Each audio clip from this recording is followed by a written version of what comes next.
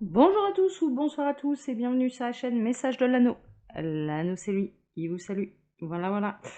Aujourd'hui, ce n'est pas un tirage sentimental. Aujourd'hui, l'Anneau est fier de vous présenter sa petite pièce de collection, sa petite tarot de collection qui s'est offert pour son anniversaire. Hein. Voilà, l'anniversaire de l'Anneau est au mois de juillet. Il s'est fait un beau cadeau.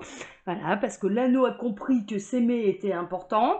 Et donc, il s'est offert le tarot steampunk de S. Roya Rose. Et puis celui-là, je peux vous le dire, il a voyagé, il a traversé le monde entier parce qu'on ne le trouve qu'à un seul endroit. C'est une auteure qui est auto-éditée. Et ce tarot vient d'Australie. On ne le trouve que sur la boutique Etsy.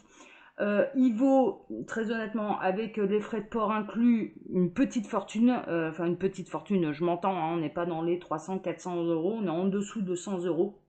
Mais par contre, voilà, ça coûte un petit peu cher pour le faire venir en France, mais très honnêtement, mais qu'est-ce qui vaut le coup? Il est absolument magnifique et c'est une joie pour l'anneau de vous le présenter aujourd'hui. Et j'espère que voilà, il fera des envieux et qu'il vous donnera l'envie voilà, d'aller l'acquérir parce que très honnêtement, voilà, il mérite. Il mérite et son auteur aussi le mérite. Hein, une auteure australienne qui est auto-éditée. Alors pendant des mois, moi je l'avais repéré, hein, j'avais repéré celui-là, je m'étais toujours dit que je m'en ferais soit un beau cadeau d'anniversaire, soit un beau cadeau de Noël.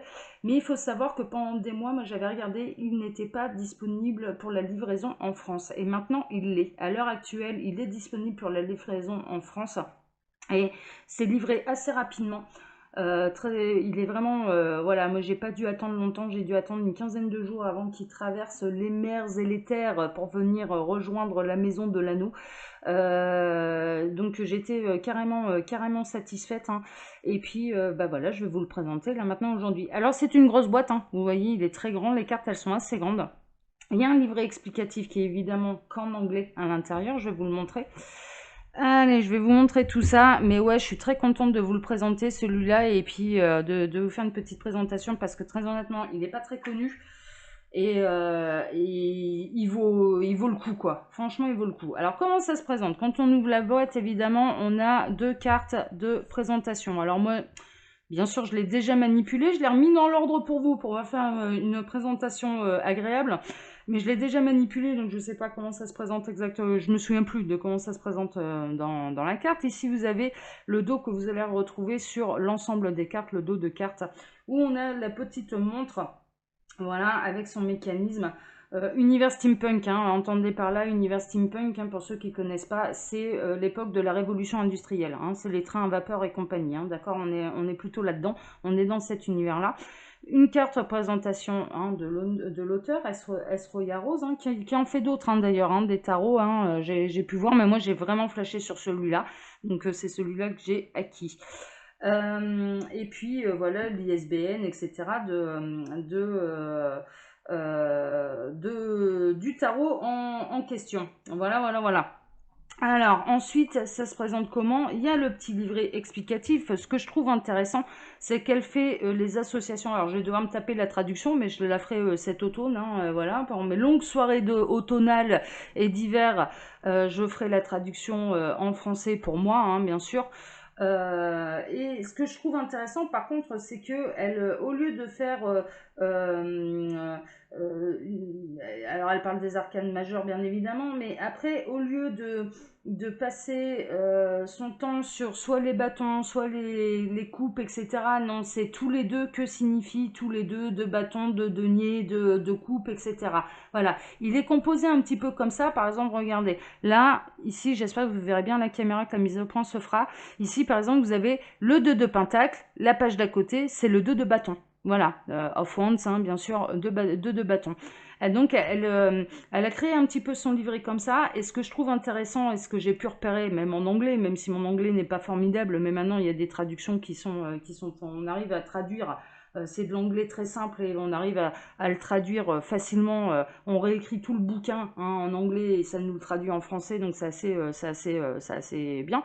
Elle fait également les associations. Voilà, qu'est-ce que ça veut dire d'avoir plusieurs d'eux justement dans son jeu. Qu'est-ce que ça signifie d'avoir plusieurs figures voilà, dans son jeu. Donc je le trouve intéressant. On va passer maintenant à la présentation des cartes. Hein. Alors, les cartes, elles sont absolument sublimes. Je vais les dispatcher en 5 catégories, les arcanes majeures et les arcanes mineures. À entendre par là, les arcanes mineures, c'est la famille des bâtons, des deniers, des coupes et des épées. D'accord? Voilà, donc j'ai tout remis dans l'ordre. Je vais commencer là par les arcanes majeures. Les cartes sont assez grandes, hein, elles sont d'excellente qualité. Elles ne glissent pas encore très bien parce que le jeu est neuf. Voilà. C'est pas un jeu que j'utiliserai beaucoup parce que c'est vraiment pour moi une pièce de collection. Hein, voilà, et je tiens à le préserver. J'ai pas envie de l'abîmer dans tous les sens. Je vais prendre un soin immense parce que bah, il a coûté un petit peu de sous quand même, hein, celui-là. Hein, donc il mérite le respect. Alors, ici, on a les arcanes majeures. Les arcanes majeures, donc je vous remontre un petit peu le dos des cartes. Voilà, alors c'est des cartes vraiment d'excellente qualité, hein, un petit vernis, etc. Bon là, elles ne glissent pas encore bien.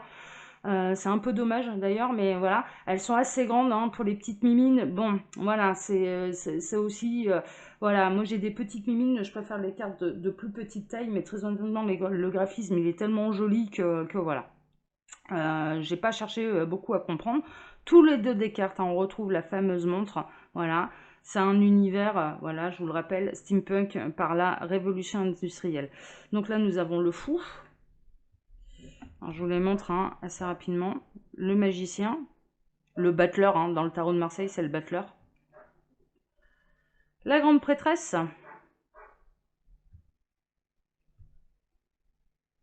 l'impératrice, l'empereur, le pape, hein, dans le tarot de Marseille, c'est un petit peu ça, c'est le sage, c'est le pape, the Hierophant. Hein. En anglais, c'est the Hierophant, mais voilà, dans le tarot de Marseille, c'est le pape. Les amoureux, ou les amants. Il est vraiment sublime ce jeu, hein, vraiment. Le chariot. La justice, alors là, ce qui est intéressant en plus dans ce jeu, parce que je sais qu'il y a des versions en fait où ils inversent, ils mettent la force. Alors, dans le tarot de Marseille, la force c'est l'arcane 11 et la justice c'est l'arcane 8, l'arcane majeur numéro 8. Voilà. Là, ce que je trouve intéressant, c'est qu'elle n'a pas mis la numérotation des cartes et moi je préfère, en effet, je trouve plus logique que la justice soit en arcane 8 plutôt qu'en arcane 11. Voilà, très honnêtement, voilà, moi j'étais habituée comme ça dans ma jeunesse en fait, hein, j'ai commencé par le tarot de Marseille et donc voilà, et je sais qu'il y a certains tarots qui inversent ces deux cartes-là. Alors pour certains, c'est ah ouais, bah tiens, ils ont fait une erreur dans le tirage de cartes. Non, non, c'est juste, voilà, il y a certains tarots, ils inversent la force, le numéro de l'arcane, de la force et de la justice. Donc là, moi personnellement, la justice, c'est l'arcane 8. Voilà, comme il n'y a pas le numéro des cartes, ça change rien. Et donc je l'ai placé en 8e position. Ici l'ermite. La roue de la fortune. Il est très coloré, il a vraiment son univers à lui, et je vous dirais même, il a même son énergie à lui. La force, hein, du coup, voilà, la fameuse force, ça c'est l'arcane 11. Voilà, et qu'on peut, cette fameuse carte qui peut se retrouver en 8e position. Hein, voilà, sur différents tarots, elle peut se retrouver en 8e position. Pourquoi cette inversion, je l'ignore. Hein, là, je ne sais pas. Le pendu, la mort, la transformation, la tempérance. Le diable intéressant, c'est une énergie, là, dans ce tarot-là, qui est féminine. C'est assez intéressant parce que plutôt que d'être dans quelque chose de très noir, on est plutôt dans la tentation de la vie. Hein, on est plutôt là-dedans, on est dans les plaisirs de la vie, la tentation, mais qui peut être, voilà, qui peut nous emmener sur le mauvais chemin. Et j'aime bien la manière dont c'est représenté. La tour, l'étoile, la lune. J'adore la carte de la lune. Elle est sublime. Moi, je la trouve sublime, cette carte. le soleil,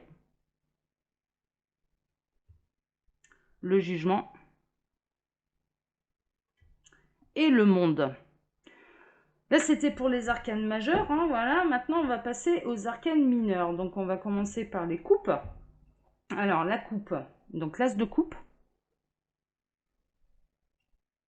le 2 de coupe, 3 de coupe, 4 de coupe,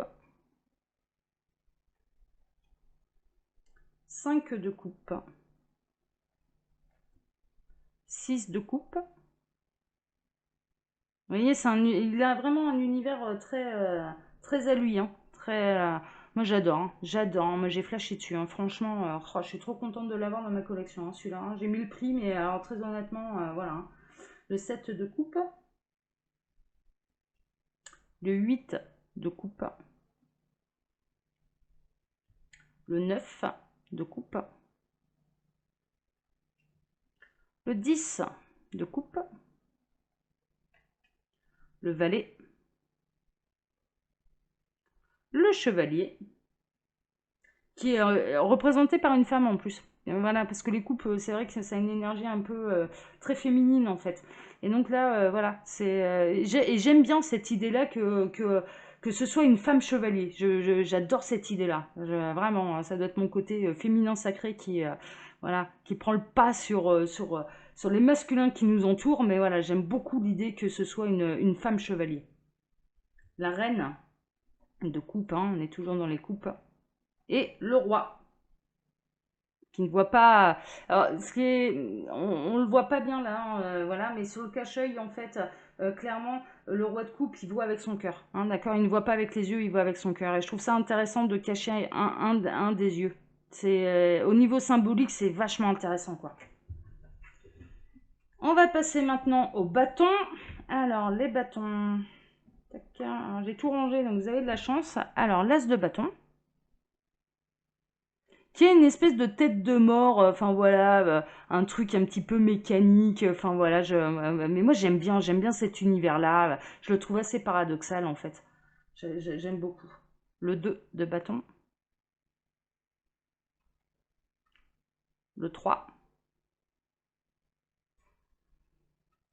le 4, qui représente les fêtes, hein, les cérémonies, les célébrations, voilà, mais ça se retrouve donc quasiment dans tous les tarots illustrés, je dirais.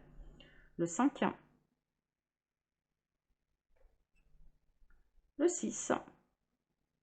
Elle a repris vraiment l'univers du fameux tarot steampunk de je ne sais plus qui d'ailleurs, mais que j'adore, hein, en petit format que j'ai. Elle a vraiment repris cet univers-là, mais elle l'a vachement modernisé, en tout cas dans ses illustrations. Et c'est ça que je trouve, voilà, c'est vraiment le steampunk amélioré, quoi. Il est magnifique, hein. Le 7, le 8 de bâton, on est toujours dans les bâtons. Le 9, le 10, le valet.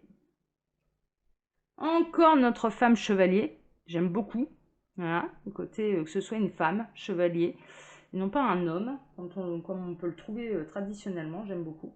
La reine de bâton qui, moi, personnellement, alors je sais pas si vous avez vu le film Moulin Rouge, mais moi, elle me fait penser à Nicole Kidman dans Le Moulin Rouge, quoi. Mais vraiment, ah ouais, et puis alors j'adore ce film en plus, il a une grande signification pour moi, et vraiment, ouais, elle est magnifique reine de bâton qui me fait penser à Nicole Kidman dans Le Moulin Rouge. Et le roi de bâton. Alors, il y a un code couleur, je ne sais pas si vous avez remarqué. Voilà, par exemple, les coupes, elles ont un liseré bleu.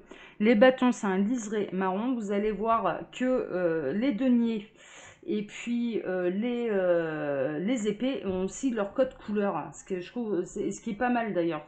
Comme ça, on sait un peu, on sait rapidement au premier coup d'œil dans quelle catégorie on se situe. Et là, les deniers, c'est le vert. Voilà, le petit liseré vert. Et les arcanes majeures, c'est noir. Voilà. Alors, l'as de denier, le 2, le 3, le 4, le 5, le 6, le 7, le 8, le 9, le 10, le valet, le chevalier qui est toujours une femme. Voilà, c'est ce que j'aime. Voilà, créé par une femme et on met les femmes à l'honneur. J'aime beaucoup. La reine de denier et le roi. On va maintenant passer aux épées qui lui a un liseré gris. Voilà, voilà, voilà. Tac, je range un petit peu tout mon bazar là. Allez, alors, l'as d'épée, voilà, hein, le fameux liseré gris. Hein. On est très, voilà, c'est vraiment révolution industrielle, c'est mécanique, c'est la vapeur, c'est, voilà, on est en pleine révolution industrielle, quoi. Ouais, c'est l'univers steampunk. Hein. Alors après, on aime ou on n'aime pas, moi j'adore. Personnellement, j'adore. J'ai dû avoir une vie antérieure là-dedans où j'ai dû être très heureuse parce que c'est vraiment un univers qui me passionne et que j'affectionne particulièrement parce que il y a beaucoup de créativité en fait. Ça a été une réelle avancée quoi. Pour moi, c'est comme si on avait quitté l'âge de pierre quoi. C'est un peu ça quoi. Il y avait une réelle avancée pendant la révolution industrielle. Le 2 d'épée. Donc on est dans les épées là. Hein. Le 3 dont le cœur est représenté par un mécanisme un petit peu d'horloger. Là, je trouve ça un petit peu intéressant, qui me rappelle moi personnellement, d'ailleurs un peu la logique de l'univers. Hein, l'univers et les lois universelles en fait, hein, pour nous emmener sur le bon chemin, c'est d'une logique, mais d'horloger, quoi. Mais vraiment, c'est tout millimétré, quand on plonge là-dedans, on comprend la logique de l'univers et c'est d'une logique, mais implacable. Et j'aime beaucoup, du coup, voilà, que même dans le cœur, il y a un côté, mais très logique, voilà, même si, qui défie un peu le cœur à ses raisons que la raison ignore, ouais, bah ouais, ben, pas vraiment en fait. En fait, pas vraiment. Et c'est pour ça que j'aime beaucoup symboliquement la signification, enfin voilà, la manière dont c'est représenté, j'aime beaucoup parce que symboliquement, en fait, l'univers mais je dirais presque la mécanique du cœur, en fait, il y a une logique, mais voilà, quand on a tous les tenants, les aboutissants, quand on a conscience de notre cheminement d'âme, qui peut remonter d'ailleurs à des vies antérieures, en fait, on comprend pourquoi les choses se passent comme ça dans cette vie-ci. C'est d'une logique, mais implacable. Ouais, c'est une mécanique d'horloger. Bon, moi, c'est ma passion, bien évidemment, c'est mon métier et ma passion. Le 4 d'épée. Le 5. Le 6. Le 7. Le 8. Le 9. Le 10. 10 d'épée. Le valet, qui est une femme. Valet d'épée. Encore notre chevalier féminin. Voilà, j'adore. Moi, voilà, j'adore. En sachant que la chevalerie, en plus, hein, à l'époque du Moyen-Âge, comme quoi, ce qui représente aussi symboliquement quand même une grande avancée, justement. Symboliquement, voilà, à l'époque des chevaliers, à l'époque du Moyen-Âge, hein, clairement, les femmes n'étaient pas chevaliers, quoi. Les femmes n'étaient pas chevaliers. Donc là, moi, j'aime bien cet effet un petit peu paradoxal. Et hop, on a fait un bond dans le temps, on s'est modernisé. Voilà, on est dans la révolution industrielle, on est dans la créativité, on est dans l'invention, voilà, on est dans l'avancement. Ouais. Et à cette époque-ci, pourquoi ça m'attire autant cet univers-là, c'est parce que je ressens qu'il y a une avancée spirituelle. Voilà, l'humain monte en vibration spirituelle, et c'est ça que je retrouve en fait. Il y a une histoire d'avancée, mais là de l'âme, pas du matériel. Aussi, on se modernise bien sûr, mais voilà, sur un plan énergétique, il y a une avancée d'âme. Voilà, il y a une montée de vibration, il y a une montée d'énergie, et voilà, c'est pour ça que je trouve que ces deux univers-là, en tout cas pour le métier que je fais, voilà, utiliser ce genre de tarot au niveau de la symbolique, et j'adore les symboles, moi. Je suis passionnée par les symboles. La reine d'épée. Et la petite dernière, le roi d'épée. Voilà, voilà, voilà. Alors, je suis ravie hein, vraiment de vous avoir présenté ce tarot. J'espère qu'il va vous plaire, hein, que vous allez avoir un coup de cœur comme moi j'ai pu l'avoir. Je vous le dis, il coûte un petit peu d'argent. Je vous laisserai le découvrir par vous-même. Je ne peux pas mettre de lien direct pour aller l'acquérir, ce tarot. Pour la simple et bonne raison que YouTube me l'interdit. Hein. C'est-à-dire que voilà, mon compte n'est pas encore certifié et que je refuse de le faire certifier. Pour l'instant, en tout cas, j'y viendrai peut-être, mais du coup, ce qui m'interdit de mettre, je ne peux pas mettre de lien, en tout cas d'achat. Mais par contre, dans la description de la vidéo, voilà, je vous donnerai toutes les indications pour pouvoir le retrouver. Donc, c'est sur la boutique Etsy. L'auteur de ce tarot, c'est S. Roya Rose. Où est-ce que je peux l'avoir en gros là? Mais voilà, ici. J'espère que vous allez bien le voir. S. Roya Rose.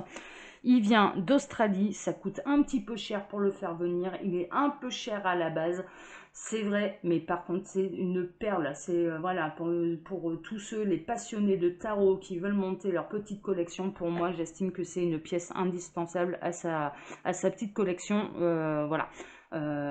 Sachez vous faire plaisir. Je me suis fait plaisir et franchement, mais je ne regrette pas, quoi. Là, maintenant que je l'ai dans les mains, je ne regrette absolument pas. Il est un petit peu difficile à la base, hein, je vous l'ai dit, un petit peu d'utilisation. Les cartes, elles glissent pas encore bien. Voilà, elles sont neuves. Ça colle encore un petit peu. Ça va venir, c'est du... Bon, il est verni, hein, de toute façon. Les tranches, hein, vous pouvez le voir, il n'y a pas de tranche dorée, c'est du tout blanc.